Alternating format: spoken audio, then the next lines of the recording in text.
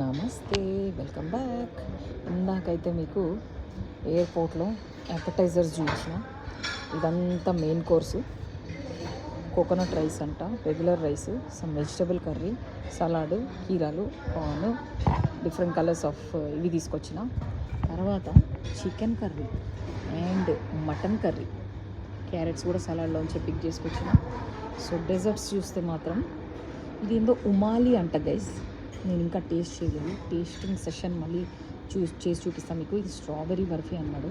Actually వేరేదేమో అనుకున్నా, ఇది strawberry అంటే ఇది ఒకటే అన్నాడు. ఇంకోటి ఉందేమో అనుకున్నా. ఇదేదో కేక్ అవుట్ సైడ్ సోర్స్డ్ అంట అని రాసి ఉంది అక్కడ. మామూలుగా వీళ్ళ కిచెన్ అయితే కింద ఉందంట, మొత్తం ఇది ఈ ఎయిర్పోర్ట్లో కింద ఉందంట. ఇదేమో బ్రౌనీ షాట్ అంట, బ్రౌనీ అండ్ కింద ఏదో క్రీము. ఉమాలి, మీరు ఎప్పుడైనా పేరు ఇంటే కమెంట్స్లో పెట్టండి. పక్కనే ఆల్మండ్స్ పెట్టిండు. సరే హెల్దీగా ఉంటుంది కదా, దీన్ని జల్లుకొని తిన్నామని పట్టుకొచ్చిన. ఇది some pastry, dark chocolate pastry అంట. దీని పక్కనే ఇంకోటి కూడా ఉంది, బనానా ఆల్మండ్ పేస్ట్రీ అంట. సో ఇది చలో తిని చూద్దాం మరి.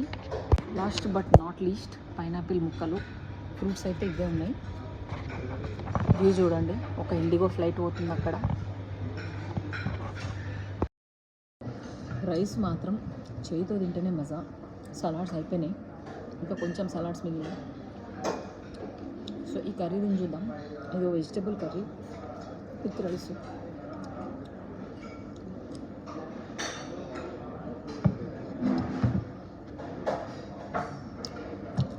మోర్ లైక్ చెన్నై కర్రీ లాగా ఉంది, కొబ్బరి ఉంది, కానీ మన ఇండియన్ ఫుడ్ కా జవాబు నెయ్యి.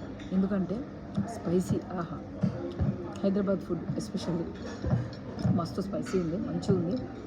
వంకాయలు, క్యారెట్,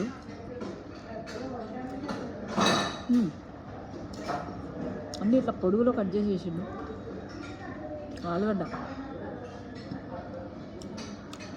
ములక్కాయ,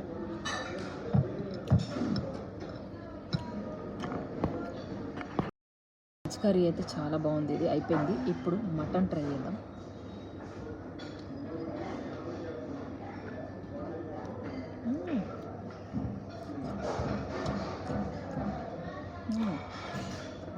మటన్కి ఫిష్ మసాలా పెట్టినట్టు స్మెల్ వస్తుంది, ఫిష్ వాసన వస్తుంది నాకైతే.